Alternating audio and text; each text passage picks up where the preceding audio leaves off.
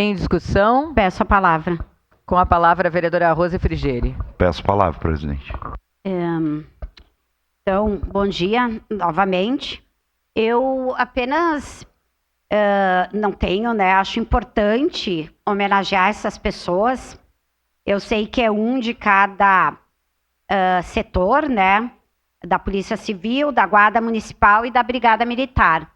Eu apenas não quero deixar de constar aqui que foi pedido solicitação, indicações das bancadas e nós, Peço a palavra, presidente. como bancada, indicamos pessoas, 3 pessoas, conforme solicitado, e entre essas pessoas havia 2 mulheres.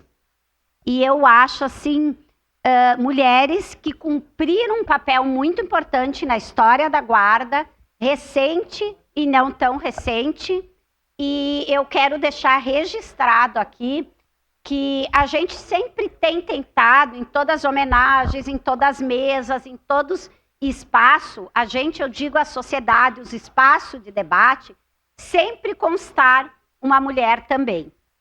Se não tiver mulher, eu sei que não é, fazer o quê, né?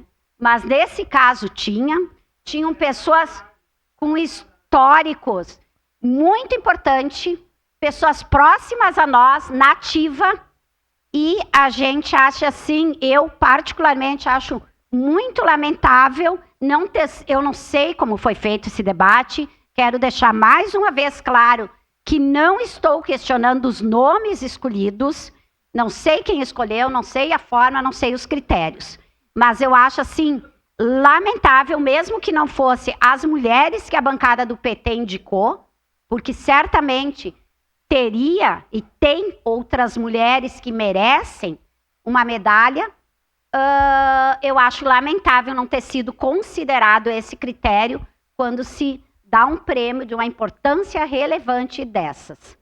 Muito obrigada.